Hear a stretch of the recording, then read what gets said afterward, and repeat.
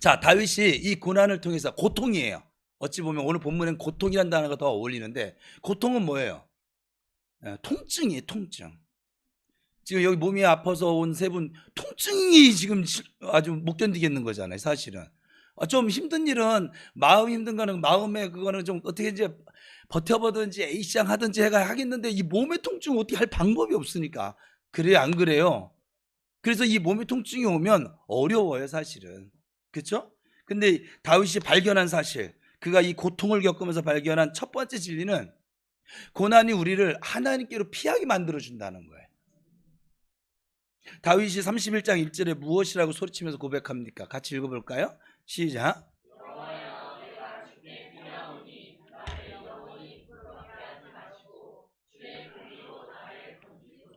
이 피한다는 말이 무슨 뜻일까요? 우리가 잘 아는 대로 하나님의 이름을 불렀다, 아버지 도와주세요, 이렇게 불렀다는 말도 될 것이고, 하나님을 믿고 의지했다는 말도 될 것이고, 하나님을 경외했다는 말도 될 것입니다.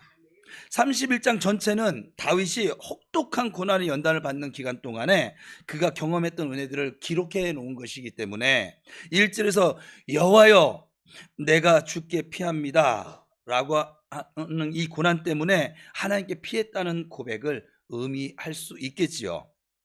다윗이 특별한 괴로움을 당했던 고난은 어떤 것이었을까?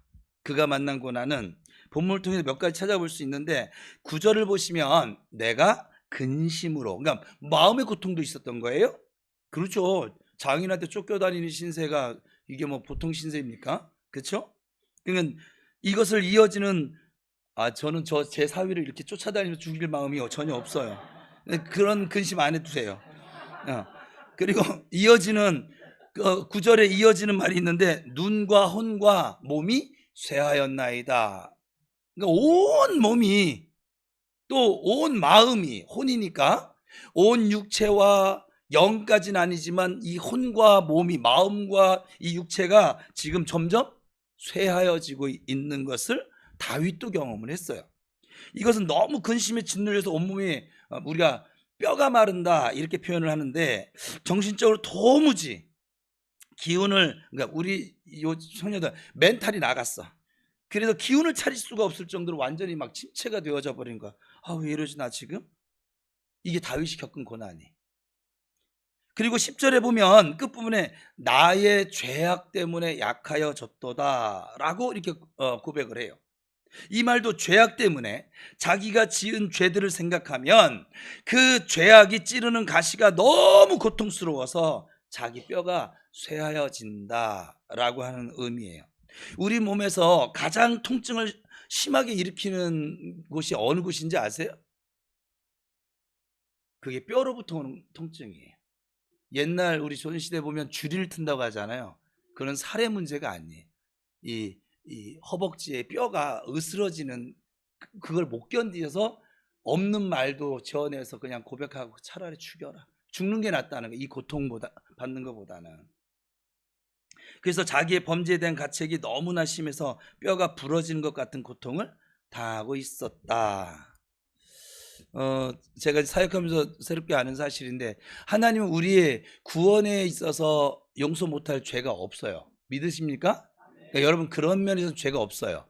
그런데 하나님의 주신 우리가 내게 아니라고 했잖아요. 이게 지금 구원받은 사람이 내게 아니거든요. 내게 아닌데 내 것처럼 지 맘대로 굴린 사람들 있잖아요. 이것도 회개해야죠. 내 몸을 함부로 굴린 것에 대한 이 육체는 대가를 치릅니다. 그러니까는 계속 과로를 해요. 예수 믿어. 근데 계속 과로를 해. 이 사람은 반드시 몸살을 앓게 될 것이고, 또 어느 순간 이제 어떤 큰 병도 만날 수가 있어요. 하나님이 주시는 거예요? 아니에요. 내가 관리를 잘 못한 거예요. 모든 사람이 똑같이 줬어요. 똑같이 100이라고 줬어. 근데 어떤 사람은 젊을 때 막 호락 말고 하면서 이미 70, 80을 다 써버렸어.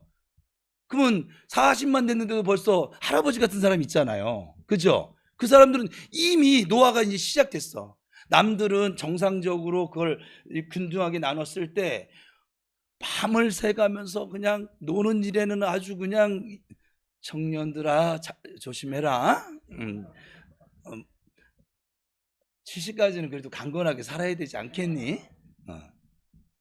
그래서 우리 몸이 쇠하여질 수 있어요.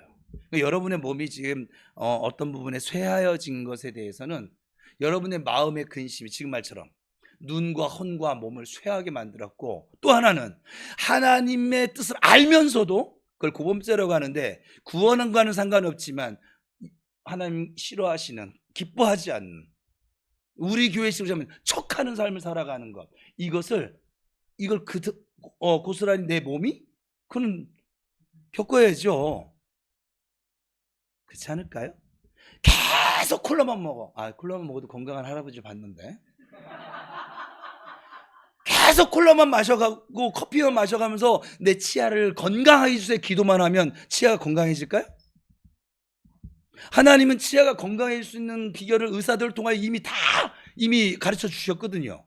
우리 몸을 어떻게 가꾸고, 그러니까 저처럼 맨날 밤마다 야식 먹으면서 날씬하게 다이어트하게 해주세요. 될까요? 안 될까요? 꼭 그와 같은 거예요.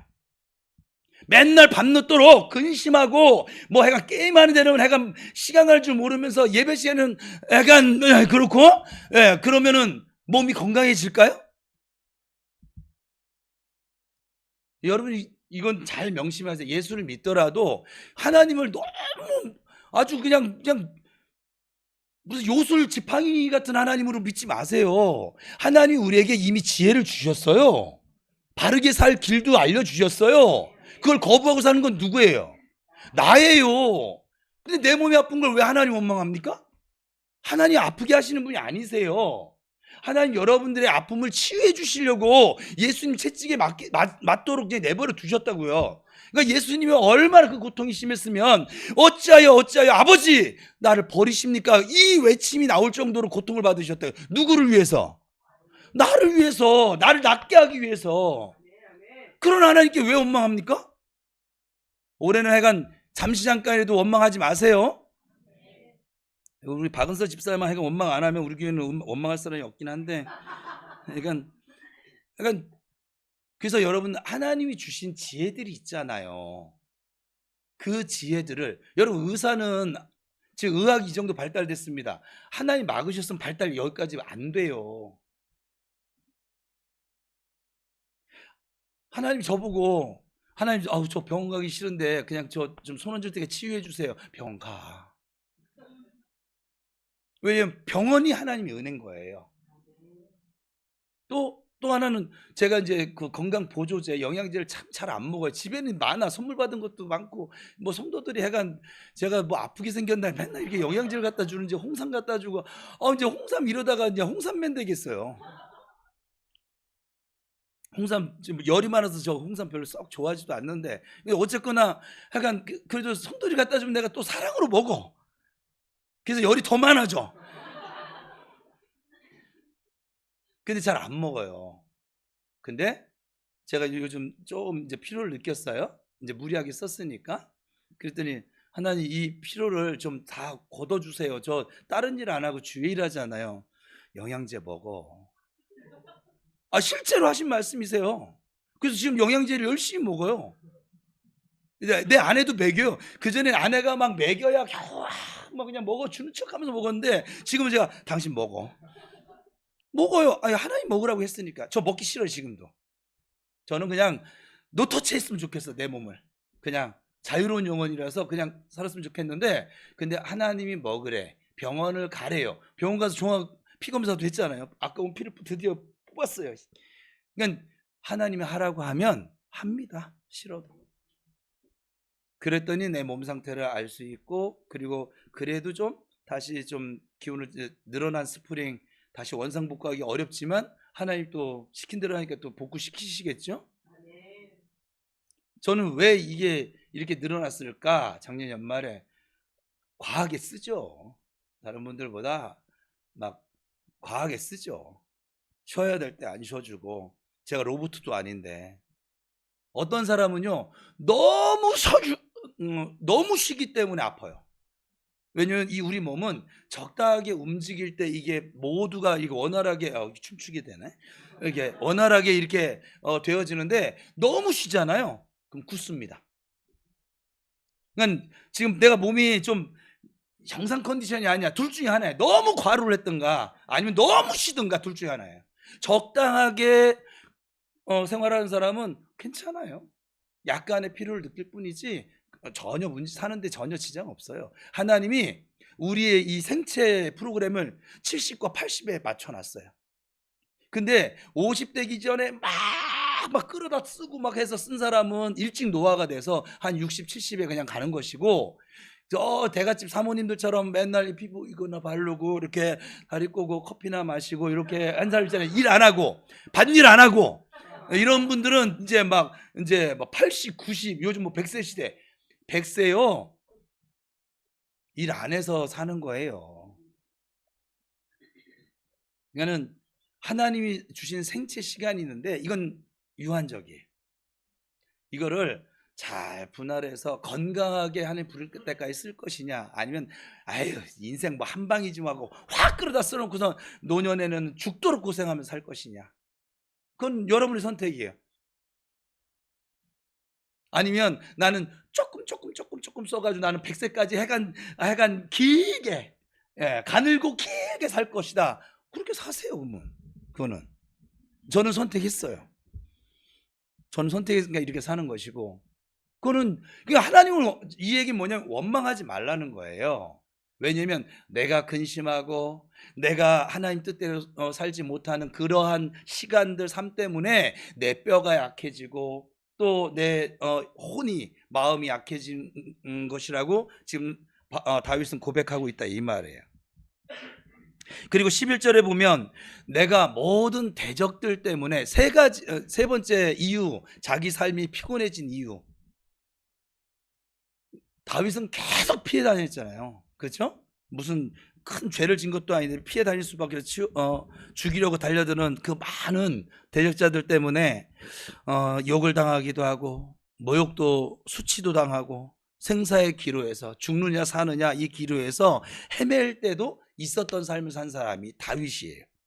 이런 여러 가지 고난을 통해서 다윗이 무엇을 하게 되어졌습니까? 오늘 본문에 하나님께 피할 줄 아는 사람이 됐다는 거예요. 이게 중요한 거예요. 제가 지금 세차하고 신방하고 세차하고 뭐 하다 보니까는 더 못해서 가져왔는데, 안 띄워줘도 제가 읽을 거니까. 시편 17편 8절에 보면 나를 눈동자같이 지키시고 주의 날개 그늘 아래 감추사, 이렇게 말씀하고 있고, 하나님은 주님의 그 날개 아래 우리를 감추어 주신대요. 시편 36편 7절에서는 하나님이여 주의 인자하심이 어찌 그렇게 보배로운지요, 사람들이 주의 날개 그늘 아래로 피하나이다. 또 시편 57편에서는 이렇게 얘기합니다. 하나님이여, 다 다윗의 고백인데, 하나님이여 내게 은혜를 베푸소서, 내게 은혜를 베푸소서, 내 영혼이 주께로 피하되 주의 날개 그늘 아래에서 이 재앙들이, 자기가 만나고 있는 어려움들이 지나기까지 주님께 피해 있겠습니다.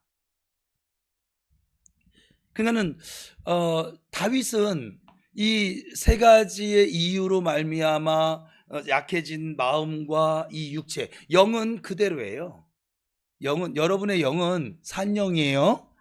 완벽한 퍼펙트한 예수의 영을 지니고 있습니다. 그 영의 영향력이 믿음의 지경이 요만큼 열린 사람은 요만큼 누릴 것이고, 이만큼 열린 사람은 이만큼 누릴 것이고, 이만큼 열린 사람은 이만큼 누릴 것이고, 영광일 때 제가 분명히 설명을 드렸어요. 그럼 제가 영광이를 내가 회중 입장에 들었으면 저 같으면 난 무조건 믿음 키우는 일에 올인했을 거예요. 나 같으면 내 성격이 어떻고 나 원래 이런 다 필요 없어. 목사님 통해서 하나님 분명 말씀해 주셨어. 믿음의 지경만 넓히면 여러분 완전 자유한 영혼을 다 누리며 살 텐데 뭐 때문에 다른 거에 자꾸 끼우거리고, 이거 본질 냅두고. 믿음을 키우는 방법은 뭐밖에 없어요. 말씀을 읽고 듣고 지키는 거. 그래서 작년 안에 주 안에 거하는 삶을 얼마나 많이 반복해서 설명했어요. 그래도 안 하잖아요. 참 용감들 하십니다. 그리고 하나님에게 복을 달래. 참 신기하십니다. 뛰어나십니다. 아니, 하나님이 정답을 알려주고 문제를 내는데도 그걸 안 해. 입만 벌려도 살 건데 입을 안 벌려. 하여간 2월달 됐죠. 하여간 우리 창립기념주일날 외부 강사 오시는데 외부 강사 오셔서 질문하거든. 대답을 잘하세요. 뭔 일이 벌어질런지 나도 몰라. 하여간 질문했어. 그러면 예율아, 너 그 자리 앞에 앉아. 뒤에 앉지 마. 앞에 앉아서 요 자리니? 여기 앉아서 몰라도 들어. 네가 맞출 때까지 유도를 했어도 맞추게 하실 거야 아마. 그리고 그 다음은 나도 몰라. 그분 스타일이 그러셔. 나도 하나님 주신 복이 많아서 막 지갑이 막 그냥 이 정도 두께가 되면 나 막 이렇게 할 것 같아요. 막 진짜 좀 신기하신 분이세요. 여러분들이 여태까지 만난 목사님 중 가장 신기한 분을 만나게 되지 않을까. 그건 본질이 아니고요. 그래서 하나님께 피할 줄 알게 되어졌다. 이게 가장 다윗의 인생에 큰 복이고 은혜였습니다. 그러면 14절에서 그는 이렇게 고백을 하죠. 같이 읽어볼까요? 시작.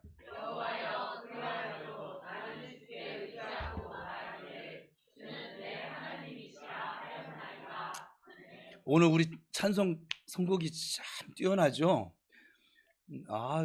저 친구가 영안이 열려졌던가 아니면 내 설교문을 컨닝했던가 둘 중에 하나인데 오늘 선곡 두 곡 다 찬양하면서 저도 다시 한번 고백하게 되고 설교 준비하면서도 또 말씀 받았을 때도 계속 올해 지금 1월달 내내 고백하고 있는 건데 주님이 나의 힘이십니다.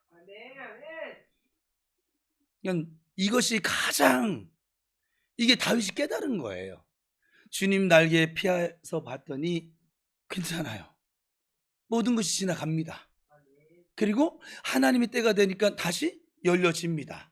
여러분, 다윗은 이스라엘 역사상 지금도 가장 위대한 왕이에요. 지금도 영화로 만들어지고 있는 것이고 추앙을 받고 있고 칭찬과 명성과 존경이 아주 대대로 예수님만큼이나 이스라엘 백성들에게는 예수님보다 더한 추앙을 받고 있는 사람이 다윗이잖아요 지금. 그렇죠? 그러니까 이렇게 많은 고난으로 괴롭힘을 당하면 사람이 본능적인 반응이 어떻게 나오는 줄 아십니까? 여기도 경험하신 분이 계신데 하나님을 잘 믿던 사람도 믿어도 소용없어. 기도해도 소용없어. 하나님 어디 있어? 하나님 살아계시지 않아. 오히려 하나님을 멀리하고 도망가고 싶어 합니다. 제가 목회를 하다 보니까 여기는 목사, 장로, 권사 직분도 필요 없고 목사냐, 목사 할아버지냐, 목사 자녀냐 이것도 다 필요 없어요. 이걸 못 이겨 하나님께 피하는 줄을 다윗처럼 배우지 못한 사람은 이 고난 속에서 결국 하나님과 멀어져 버립니다. 하나님 멀어지지 않았거든요. 하나님 여전히 계셔. 근데 내가 멀다고 생각하고 사는 거예요 그냥. 여기도 지금 그런 사람이 있을런지 모르죠. 있다고 얘기하려니까 기분이 언짢아서. 봐요, 핸드폰이 맞대잖아요. 그래서 그러나 하나님이 사랑한 사람은 반응이 반대로 나와요. 이 고난을 만나면. 이게 제가 이제 목회하면서 이제 깨달은 거예요. 그래서 성도들을 이렇게 보면 지금은 여러분 보면 보여요. 사실은 주님이 열어주신 은사 때문에 보이는데 여러분 이게 믿겨져요? 여러분들이 교회 와서 굳이 척을 안 하셔도 돼요. 여러분 하나님 올가매라고 그걸 한 것이 아니라 여러분 목사가 여러분의 영의 상태를 알고 지도해 주라고. 저는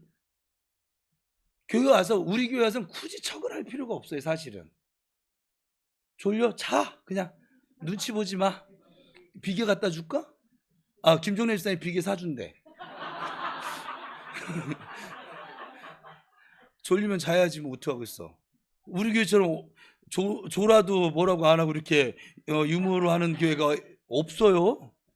근데 어쨌거나 우리 교회는 굳이 척을 할 필요가 없는 거예요. 그냥 하나님 앞에 그냥 있는 그대로 내가 넘어졌어. 아버지 내가 넘어졌어요. 저 좀 붙들어 주세요. 내가 아픈데 이 통증 때문에 도저히 내가 막 생활이 안 돼. 아버지 나 이 통증 때문에 생활이 안 돼요. 하나님 찾고 싶은데 이게 도움이 아니라 방해가 돼요. 왜? 그의 믿음의 분량이 그만큼이라 그래요. 믿음의 그래서 고난을 만나보면 그 사람의 이제 그 믿음의 분량이 나오는데, 하나님이 사랑하는 사람은 반대로 나오는데 견딜 수 없는 고난 때문에 오히려 하나님을 향해서 달려가죠. 이게 우리 생활에서 여러분 알 수 있어요. 아이가 막 다쳤어. 너무 아파. 지 혼자 막 친구들하고 노는 일에 막 열중하다가 지가 넘어졌어. 다쳤어. 누구에게로 달려갑니까? 엄마! 하고 엄마한테 달려가죠. 자기 엄마니까. 근데 이게 지극히 자연스럽고 당연한 거거든요. 근데 우리의 믿음이 하나님의 아들임에도 불구하고 지가 꼭 양아들인 것처럼, 양아들도 달려갈 텐데 지를 왕자를 만들고 공주를 만들어줬더니 여전히 거지인 것처럼 사는 사람은 아버지! 하고 달려갈 줄 모르는 거예요. 굴 속으로 들어가는 거야 그냥. 그게 믿음의 분량이라. 그래서 그러하여도 이런 고난이 나를 괴롭히지만 여호와여 나는 주께 의지하였나이다. 여호와여 나는 주님을 향하여 하나님만이 나를 도우실 분이라고 고백합니다. 이렇게 고백할 수밖에 없는 것이죠. 이것이 죽게 피하는 성도의 모습이에요. 여러분 힘든 일 만나면 제일 먼저 아버지를 찾으세요. 여러분이 벌써 이미 힘겹게 여긴다는 것은 해결할 수 없다는 거거든요. 해결할 수 없는 문제를 가지고 여러분이 밤새 끙끙 앓으면서 고민하고 근심하고 염려하면 뭐가 바뀝니까? 그렇게 해서 바뀔 것 같으면 365일 근심을 하고 안 바뀌어요. 내 뼈만 말라가. 왜 그 멍청한 걸 계속 지금 10년, 10년은 너무 짧은데, 해가 20년, 30년, 40년, 50년, 60년, 70년까지 계시네. 왜 이걸 무수히 반복합니까? 바보세요? 그렇게 어리석으세요? 왜 이걸 평생 다람쥐 쳇바퀴 돌듯이 이걸 합니까? 뭐 때문에? 안 되는 걸 뻔히 알면서? 그걸 해봤잖아요. 그래서 제가 우리 교인들 이제 이거 그렇게는 여태까지 살아봤으니까 한번 좀 믿고 의지하는 삶을 한번 도전해봐! 라고 제가 말씀을 드렸죠. 부드럽게.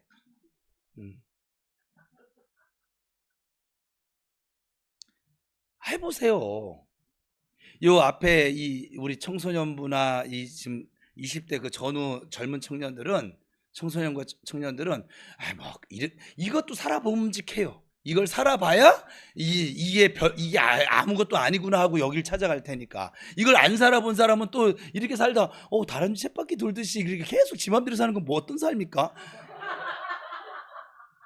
우리 김은하 사모님 고기를 우리 집사람 제가 청년 때 만났는데, 회장님 나이트장을 제가 한 번도 못 가봤는데 우리 청년들 데리고, 교회에서 청년들 데리고 나이트장 데려다 주시면 안 될까요? 우리끼리 가려니까 너무 겁이 나서. 그래도 경험 많으신 청년 회장님 진짜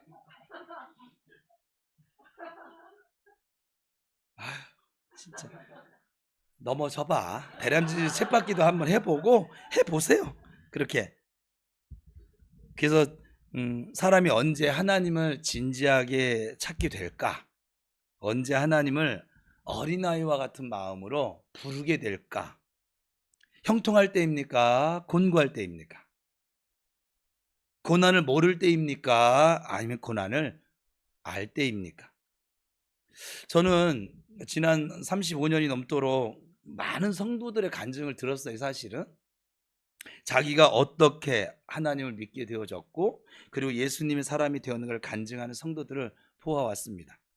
세례를 받을 때 자기가 어떻게 예수님의 구주로 고백하게 되었는가를 눈물을 흘리며 간증하는 형제 자매들도 많이 보았죠. 근데 그 간증자들은 다 기억을 못해요. 사실 제가 우리 교회 세례 받은 사람들은 좀 기억을 하지만, 근데 전체적으로 묶어서 보면 10명 가운데 8명이나 9명은 다 10명 100%는 없더라고. 근데 똑같은 소리를 하는 것을 제가 분명히 들었어요. 무엇일까요?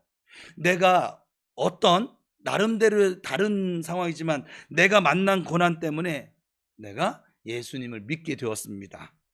내가 이러이러한 고난 때문에 교회를 나오게 되어졌습니다. 하나님, 이 고난 때문에 내가 예수 믿고 구원받았으니 얼마나 감사한지요. 고맙습니다. 열의 아홉은 이런 고백을 해요. 어려서부터 모태신앙으로 자라가지고 제가 뱃속 편하게 자란 사람들하고는 차원이 다른 고백인 거예요, 이게. 모태신앙도 사랑해요. 그러니까 예수 믿는 저와 여러분들이 한번 솔직하게 얘기해 보자고요. 우리가 정말 언제 솔직해져 보자고. 토요기 되면 늘 솔직하게 하자고 했잖아요. 눈물을 펑펑 쏟으면서 하나님 진지하게 찾습니까, 여러분은? 형통할 때예요, 곤고할 때예요? 우리가 단 한마디로 아버지 도와주세요 라고 부를 때가 언제입니까? 그 부르짖는 소리에 내 모든 마음과 뜻과 힘을 다해서 하나님을 찾을 때는 또 언제입니까? 형통할 때예요, 곤고할 때예요? 우리가 언제 사슴이 시냇물을 찾는 것처럼 갈급해집니까? 형통할 때예요, 곤고할 때예요? 우리 영혼이 정말 언제 순수하게 이렇게 맑아지는 걸 여러분 경험하십니까? 우리 영혼이 언제 하나님의 은혜로 풍성해지는 것을 경험하십니까? 우리가 언제 하나님으로만 기뻐하는 순수한 은혜의 경지를 맛보고 계십니까? 형통할 때예요, 곤고할 때예요? 솔직히 얘기하자고요. 곤고할 때입니다. 앞에 있는 목사도 그래요. 저도 등 따시고 배부르면 안 해요. 고난을 맛볼 때, 고난의 쓴 잔을 마시게 될 때, 이것은 저의 지나간 한 생을 놓고도 말할 수 있는 하나의 간증이기도 합니다. 저는 고난이 있었기 때문에 제 삶에 한 번이라도 더 하나님을 찾을 수 있었음을 저는 고백을 합니다. 고난이 있었기 때문에 저는 한 번이라도 더 기도하려고 하나님 앞에 무릎을 꿇었던 사람입니다. 고난이 있었기에 한 번이라도 더 주님을 향해서 마음을 열고 그분이 나를 찾아오시기를 기다렸던 사람이기도 합니다. 그래서 오늘의 저는 어찌 보면 고난이 빚은 하나님의 질그릇이라고 저는 저를 표현할 수 있어요. 하나님이 고난이라고 하는 도구를 가지고 정태호라는 사람을 목사의 그릇으로 빚어주셨습니다. 저는 제가 뭘 신학교를 졸업하고 친대원을 나와서 훈련을 받고 뭐 이래서 목사, 그게 아니에요. 하나님이 빚으셔서 만드신 목사라고 저는 믿어요. 만일 내게 이와 같은 고난이 없었더라면 오늘의 내 모습은 지금 어떠할까? 저는 이 질문을 정말 가끔 해봐요. 홀로 있는 시간에 또 돌아봐요. 어떤 때는 제가 이제 곤고한 날을 만나서 하루에 몇 번씩 이 질문 제 자신에게 던질 때도 있어요. 제가 고난을 괴로울 때 습관처럼 이런 질문을 하게 됩니다. 왜? 첫사랑을 잃어버리지 않기 위해서. 이 고난이 없었다면 나는 오늘 어떤 목사가 되어져 있을까? 목사가 되더라도 어떤 목사가 되어져 있을까? 교회가 부흥하고 좋은 사람들이 많이 모여서 제자 훈련도 받고 많은 사람들이 목사님 사랑합니다. 다는 아니에요. 존경합니다. 라는 말만 듣고 있는 상황 속에서 내가 이 고난이 없이 그저 날마다 눈만 뜨면 막 기분 좋아져서 오늘 어떻게 하루를 살아가지? 생각만 해도 막 흥분이 되는 막 그런 인생을 살아왔다면 과연 나는 어떤 목사가 되어져 있을까? 사실 생각만 해도 소름이 끼칠 정도예요. 저는 왜냐하면요 제가 저를 너무 잘 알아요. 하나님의 관심은 우리의 육신이 아니에요. 우리의 영혼입니다. 영혼이 잘 되는 것이 하나님의 관심입니다. 하나님께서 원하시는 사람을 만들기 위해서 필요하다고 하면 이 육체의 고난도 마다하지 아니하십니다. 아무리 사랑하는 자라도 고난을 통해서 고통을 통해서 빚어야 하겠다고 생각을 하시면 하나님 눈 딱 감고 그 고난을 만나게 하셔서 그것을 통과시켜 버립니다. 이것이 저의 간증이에요.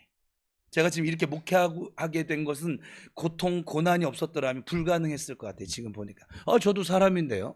대접받는 거 좋아하겠죠? 즐기는 거 좋아하겠죠? 그렇지 않을까요?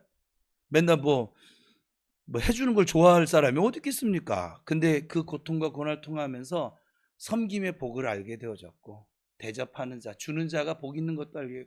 저는 제가 복이 있는 인생 돼서 우리 자녀들이 복 됐으면 좋겠고 제가 복 있는 목사가 돼서 우리 성도들이 복 있는 성도들로 살아갔으면 좋겠어요. 저희 간절한 소원이에요. 그래서 이렇게 목회를 하는 거예요.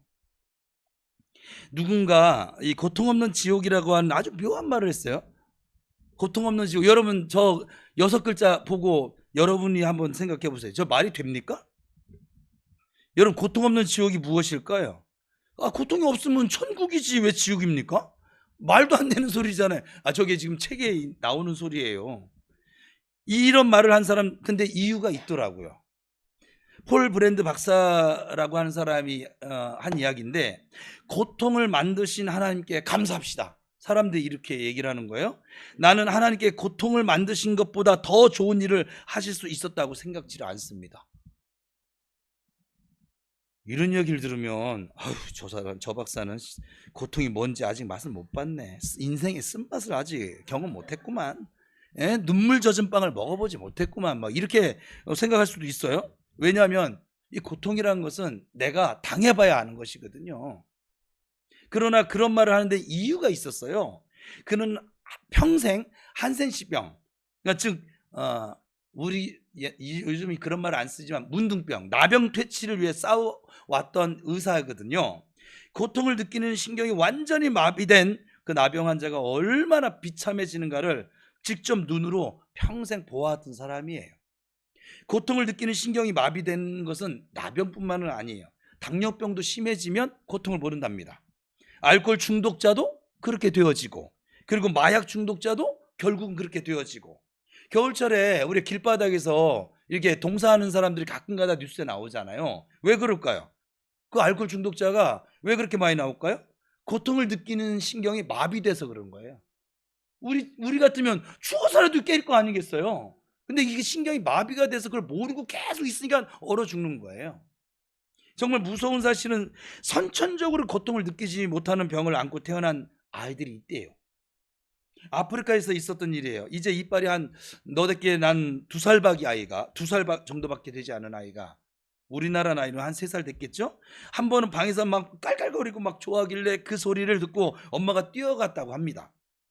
근데 그 아이가 손가락을 깨물어서 피가 막 뚝뚝뚝뚝 떨어지자, 그 피가 뚝뚝뚝뚝 자기 손에서 떨어지는 그 피가 떨어지자 재밌어서 손가락에서 나오는 피로 방바닥에 막 낙서를 하면서 좋아하더라는 거야, 이 아이가. 말이 됩니까? 여러분, 이것이 지옥일까요? 천국일까요? 아픈 줄을 모르니까 그런 행동을 하지 않겠어요? 폴 브랜드 박사는 이런 상황들을 수도 없이 본 사람이니까 사람에게 있어서 고통을 느끼는 신경이 있다는 것은 얼마나 하나님께 감사할 일인지 모른다라고 얘기한 거예요. 그래서 이 고통신경이 바로 우리의 건강과 행복을 지키는 안전벽, 최소한의 안전벽이 된다는 사실을 좀 알려주고 싶었던 거예요, 사람들에게. 여러분, 육신만 그럴까요? 몇 년 살다가 없을 육체에만 고난이 중요할까요? 아니죠. 영원토록 살 영혼에도 이 고난이라는 것이 굉장히 중요하다는 것을 지금 다윗이 이야기를 하고 있는 거예요. 세상을 살면서 경험하는 여러 가지 고난은 우리가 하나님의 눈에 드는 완전한 자가 되기 위해서 빼놓을 수 없는 중요한 요소라고 하나님은 지금 다윗을 통해서 말씀하고 계신 것이에요. 이 세상에는 고난으로 인해서 망한 사람보다 고난을 몰라서 망한 사람이 훨씬 더 많습니다. 한번 생각해 보세요. 고난 때문에 하나님께 피하지 않았더라면 그 영혼이 구원받지를 못했을 것이고, 지옥의 멸망을 자초할 수밖에 없었던 사람이 어디 한둘이냐고요. 고난 때문에 하나님을 찾지 아니하였다면 가정을 위해서 영원히 건져내지 못하고 불행한 사람이 되었을 그런 우리 주변의 가정들이 얼마나 많냐고요.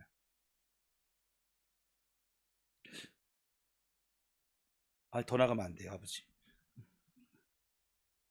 앞에 있는 사람도 마찬가지예요. 하나님의 은혜가 아니었으면 우리 가정이 어떻게 됐을지 몰라요. 저 멀쩡한 얼굴도 하고 있는데 여러분, 말하지 맙시다. 고난이 있었기 때문에 무서운 죄로부터 우리가 내 삶을 돌이킬 수 있었고, 고난이 있었기 때문에 자녀를 평생 불행하게 만들지 아니할 수 있었던 것이고, 고난이 있었기 때문에 그래도 나름대로 건전한 인격을 갖출 수가 있었고, 사람다워질 수 있었고, 그리고 다른 사람을 이해할 수 있었고, 고난이 있었기 때문에 부부가 오늘의 행복을 지금 누릴 수 있게 되었다고 고백할 사람이 어디 한두 명 뿐이겠냐고요. 고난이 있었기 때문에 주님이 사랑하는 아름다운 주님의 제자로서 신앙생활을 이처럼 하고 있다고 고백할 사람이 어디 이 가운데 한두 명밖에 없겠냐고요. 모두 그렇지 않습니까? 이런 의미에서 고난은 아주 영성신학자 유명한 분인데 C.S. 로이스라고 하시는 목사님이 이렇게 말했어요.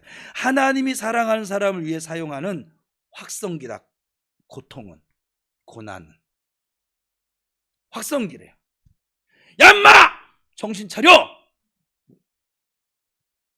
확성기래요. 고난은 그래서 우리 안에서 소리를 칩니다. 손가락에 가시가 박히면 고통은 무엇인가 잘못되었다고 뇌에 알려주잖아요. 그걸 소리친다고 표현을 하면 고통이 소리를 친다는 거예요. 뜨거운 난로불에 손을 갖다 대면 조심해! 아 뜨거워! 하면서 소리를 치게 되는 거예요. 마찬가지로 우리가 세상에서 겪는 이 고난은 우리가 하나님 앞에 무언가 잘못되어진 길을 갈 때, 너무 좌로 치우치거나 너무 우로 치우치거나 무언가 잘못됐을 때 하나님께서 우리에게 경고하시는 하나님의 확성기라 이 말이에요. 제가 이걸 감기를 여기에 들었었어요. 감기는 은혜예요. 감기 몸살이 없잖아요. 여러분은 다 암 걸릴 거예요 아마.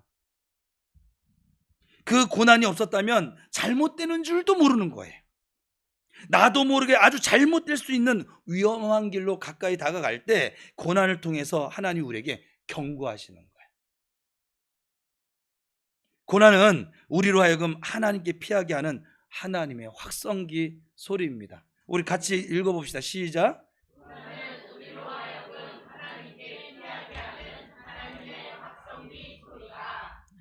그러므로 이 고난이 싫기는 해요. 앞에 있는 목사도 싫어요. 경험해 보니까. 그렇지만 얼마나 하나님 앞에 감사할 조건이 되는지 모르겠어요. 우리 중에는 아직도 크고 작은 고난을 안고 씨름하는 분들이 계십니다. 내 힘으로 벗을 수 없고 그렇다고 무시할 수도 없는 이 고난으로 이 가슴앓이를 하고 있는 분들도 있고, 어느 때는 분노가 막 치밀어 올라서 하루를 우울하게 보내는 분들도 있고, 심한 경우는 살려고 하는 의욕마저도 잃어버린 사람도 있습니다. 하나님 앞에 매달려 기도도 해보았지만 여전히 그 고난이 남아있는 아픔을 보게 됩니다. 이럴 때 부정적인 시각으로만 내 고난을 보지 않도록 힘쓰셔야만 합니다. 다윗처럼 말해야죠. 나는 고난 때문에 손해보지 않아. 나는 고난 때문에 하나님께 더 가까워졌어. 나는 이 고난을 하나님께서 나에게 주시려고 하는 무엇이 있다는 걸 분명히 알아. 여러분, 하나님이 내 고난 문제를 손질하신다는 것을 꼭 믿으시기를 축복합니다. 저도 제 자신의 고난을 가지고 어떤 때는 불평하기도 하고 믿음 없을 때는 막 허우적거리기도 합니다. 그러나 그것은 잠깐이에요. 하나님 말씀을 통해서 기도하면서 다시 한번 주님을 바라볼 수 있도록 만들어주고, 다시 한번 다윗처럼 여호와여 주께 피하나이다. 이것도 여러분 고백으로 합시다. 시작. 여호와여 내가 주께 피하나이다. 주님을 향하여 달려가는 어린아이처럼 될 때가 참 많았거든요. 정말 여러분 고통이 심하면 기도 내용 다 어떤 걸 기도하지 이런 고민도 없어져요. 진짜 고통이 오잖아요. 그냥 아버지 도와주세요. 이 8글자밖에 전 생각이 안 났더라고요. 그래서 여러분에게 가르쳐 준 거예요. 근데 그 8글자를 하나님이 다 알아들으세요.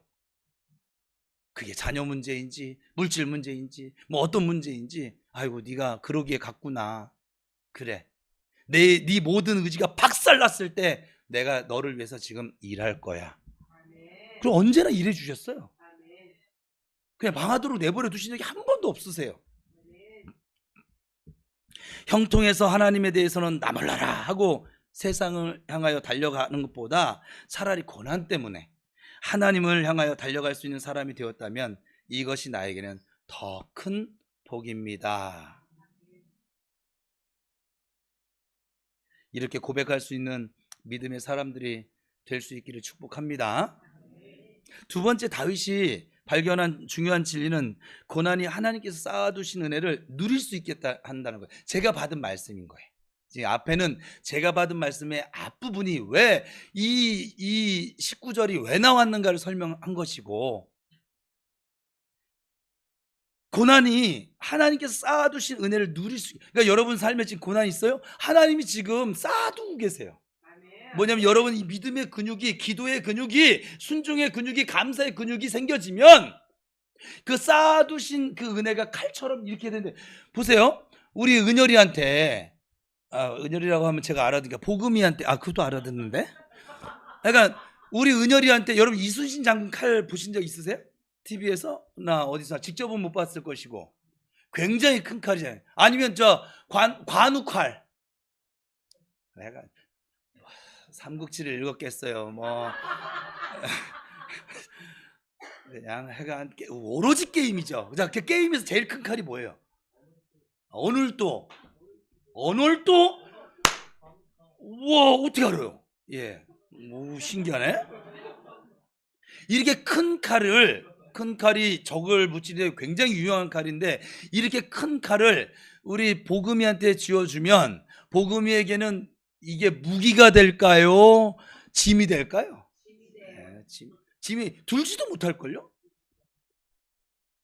여러분들이 지금 은혜를 쌓아두고 계세요. 고생하고 계신 분 이 자리에 위를 얻으세요. 이거 제 말이 아니, 성경이 나온 거예요. 하나님이 은혜를 쌓아두시는 하나님으로 지금 설명을 하고 있는데, 그걸 쌓아둬서 제가 여러분 이해하라고 칼로 지금 설명하는 거예요. 여러분의 믿음의 근육이, 여러분 그냥 네피오스에서 휘어서로 이게 성장을 하게 되어지면, 그래? 명구가 이 칼 받아라 하면, 주님 감사합니다. 그때부터 그냥 까불어 하고선 그 막혀져 있던 그 모든 복이 막 그냥 폭포수처럼 흘러나오고, 여러분 상상을 좀 하라고 지금 이 생쇼를 하고 있잖아요. 그래야 기억에 오래 남을 테니까. 그게 쌓아두신 은혜예요. 하나님 지금, 여러분들은 지금 보지 못하고 있죠. 하나님이 쌓아두고 계세요. 이 하나님이 은혜를 베푸실 때 그 베푸신 은혜를 누릴 수 있는 상태를 만들어가고 계시다고요. 내가 너에게 이런 은혜를 줘도 너는 교만해지지 않고 여전히 나에게 두려움으로 피하여 올 줄 아는 그런 믿음을 지닌 나의 아들, 나의 딸이 될 때까지. 제가 은우가 예뻐요.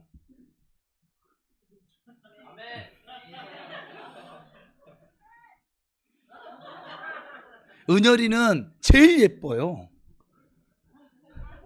그런데 아무리 예뻐도 제가 저 아이들에게 10만 원짜리 수표를 건넬 일은 없어요. 왜냐하면 내가 은열이한테 10만 원짜리 수표를 넘겨주잖아요. 쟤는 망가집니다.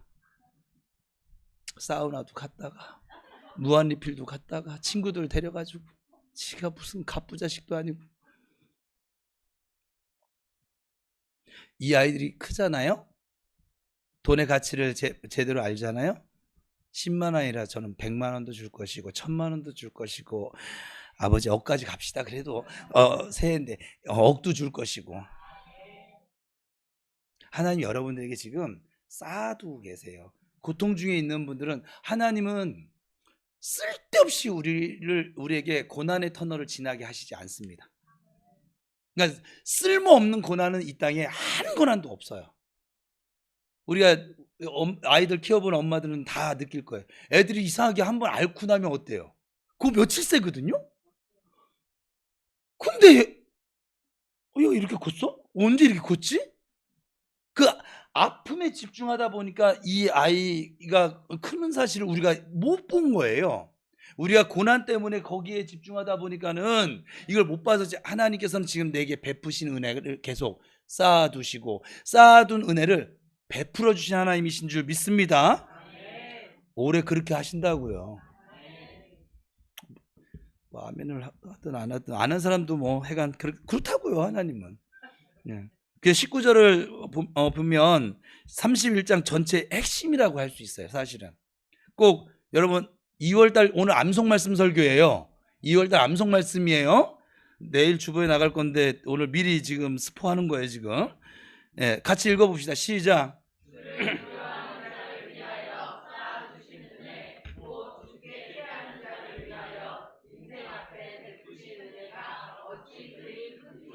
저기 굉장히 긴 것 같죠?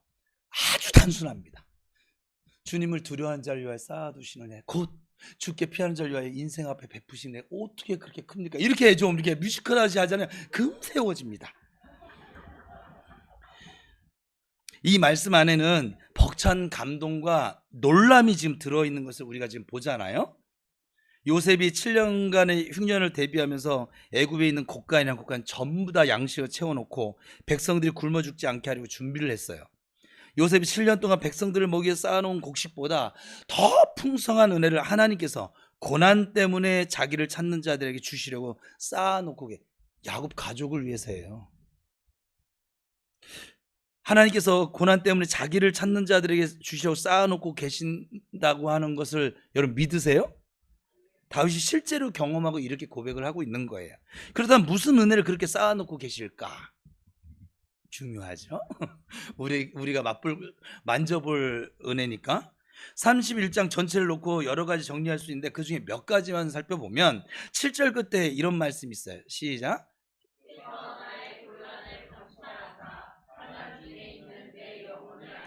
그러니까 여러분 다윗이 고난 가운데 하나님을 찾고 그에게 피하였더니 외롭지 않았대요. 하나님이 자기를 너무 잘 알아주신다는 거예요. 세상에서 고난을 만나면 제일 먼저 나타나는 현상이 뭔지 아세요? 사람들이 점점 내 곁에 떠나갑니다. 고통이 길어지잖아요. 자식도 떠나갑니다. 그죠? 보세요. 70 넘으신 우리 권사님이 맞아 이러시잖아요. 저분이 맞다면 맞는 거예요. 저분보다 인생을 더 많이 사신 분들이라 좀 어떻게 반박을 할 수 있지, 그 밑에 반박도 하지 마세요. 자격도 없어. 저분이 맞대. 오래된 명예? 효자? 없어요. 부모 자식 사이지만 고난을 오래 겪으면 자식들도 결국은 내 곁을 떠나가는 거예요. 다윗도 한때는 아주 뜨는 영웅 아니었습니까? 핫한 영웅. 백성들이 무엇이라고 환호를 했습니까? 사울이 죽인 자는 천천히요, 다윗은 만만히로다 영웅 대접을 받았지만 막상 그가 어려움과 고난을 만나자 다 떠나버립니다. 그냥. 나를 알아주는 사람이 아무도 없습니다. 그런 하나님께 피하고 하나님 앞에 가보았더니 하나님께서 자기의 억울한 사정을 다 이미 알고 계시고 하나님은 자기를 있는 그대로 이해를 해주시고 계시다는 걸 다윗이 경험한 거예요. 여러분 이게 얼마나 큰 은혜인 줄 아세요? 또 하나 있어요. 20절 중간에 보면 같이 읽어볼까요? 시작. 그러니까 우리가 형통할 때 강한 사람들이, 좋은 사람들이 주변에 많이 붙어요. 사실은. 근데 우리 중에는 어려움을 당한 분도 계시고 실직을 당한 분도 계시고 건강 때문에 어찌 보면 좀 이렇게 정상적인 생활을 못하고 몇 년을 사는 분들도 계십니다. 그런데 이런 어려움을 만나면 사람들이 도와주는 경우도 있어요. 그렇지만 이상하게도 나를 짓밟으려고 하는 사람들이 자꾸 생겨납니다. 정말 험한 세상에서 한 번씩 맛보는, 우리가 경험하게 된 쓴잔이죠. 그러니까 여러분이 왜 잘 되려고 합니까? 무시 안 당하려고. 간단해요. 아닌가요? 사람이 약해지면 더 도와줘야 되지 않을까요? 근데 그게 아니라는 거예요. 세상은. 이 세상 사람들은 강자는 대우해줘요. 그렇지만 약자는 짓밟습니다. 그게 세상 논리예요. 그러면 내가 약해지기 때문에, 내가 어려워지기 때문에 나를 대적하는 사람이 벌떼처럼 막 달려붙는 것이죠. 그냥 영적으로도 마찬가지예요. 영적으로 내가 결코 약하다고 생각하는 사람에게 마귀가 달려드는 것이지, 우리 정명구 간사처럼 누가 와도 꺼져, 난 찬양이나 선곡할래, 이런 사람에게 마귀가 재미가 없어요. 오로지 박은서만 알고 막 이러면서 막 이렇게 막. 또 하나는 21절에 나와요. 같이 읽어봅시다. 시작. 여호와를 찬송할지어다.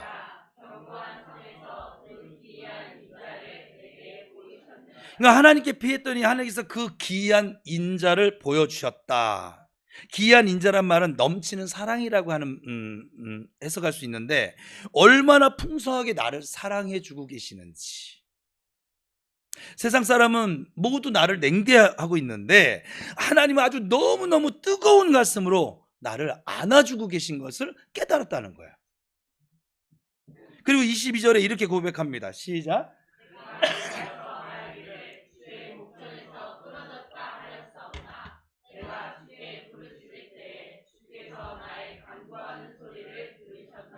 그러니까 기도 응답을 받는 은혜를 지금 맛보게 되는 것이죠. 안 들으시는 것 같았었는데 자기 생각에는 하나님도 내 기도를 안 듣고 내가 벼룩도 낮자겠지 뭐 이렇게 했는데 내 기도 들으시겠어?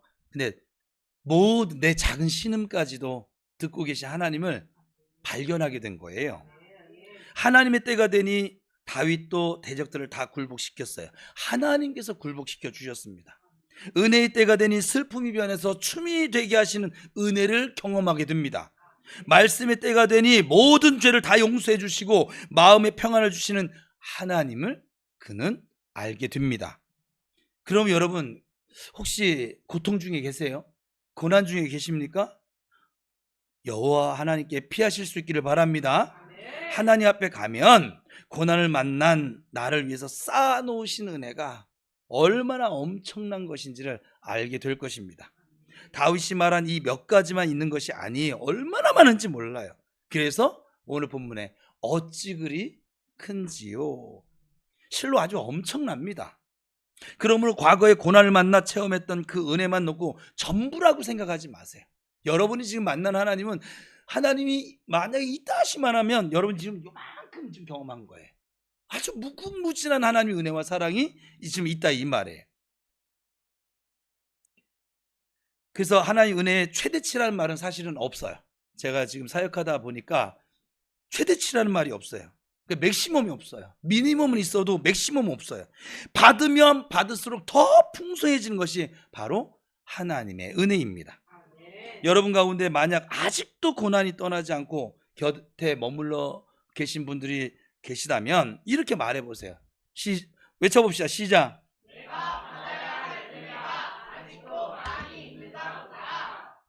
지금 여러분이 고통을 당하고 있는 순간이 뭐 하는 시간이었어요? 은혜가 쌓아지고 있는 시간이라고 했잖아요. 꼭 이렇게 고백하시길 바랍니다. 믿음의 눈으로 그 은혜를 바라보면 하나님께서 놀라운 베푸시는 복과 은혜를 경험하게 될 것입니다. 하나님이 쌓아놓으신 은혜가 있다는 것을 늘 고백하실 수 있기를 바랍니다. 지나간 고난을 놓고도 하나님은 내게 은혜를 주셨어. 나는 손해 안 봤어. 지금도 남아있는 고난을 놓고도 하나님은 반드시 나를 위해 쌓아놓으신 은혜를 가지고 계셔. 때가 되면 반드시 베푸실 거야. 새로운 2025년이 우리 앞에 다가왔고 벌써 한 달이 지나갔고 새로운 2월이 되었습니다. 우리가 새해를 살면서 어떤 일을 만날지 사실 아무도 몰라요. 그렇지만 하나님이 꼭 필요하다고 판단을 하시고 나에게 허락하시는 고난이 있을 때는 그 고난 때문에 내가 반드시 받아야 할 엄청난 은혜도 하나님이 쌓아놓고 계시는 분이란 걸 잊지 마시길 바랍니다. 19절을 오늘 본문 19절 암송 구절이죠. 다시 한번 보십시다. 다 함께 읽습니다.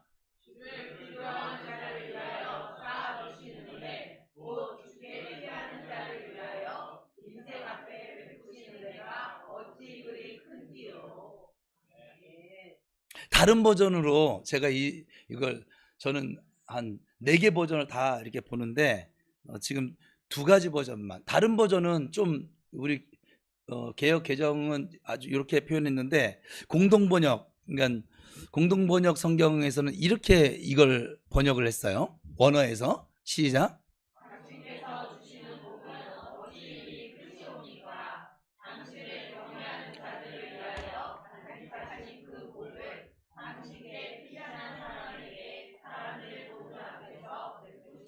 다른 사람들 보는 앞에서 베푸신 하나님. 부평 우리 교회가 올해 다른 사람들이 보는 앞에서 하나님이 베푸신 은혜를 보게 될 거예요.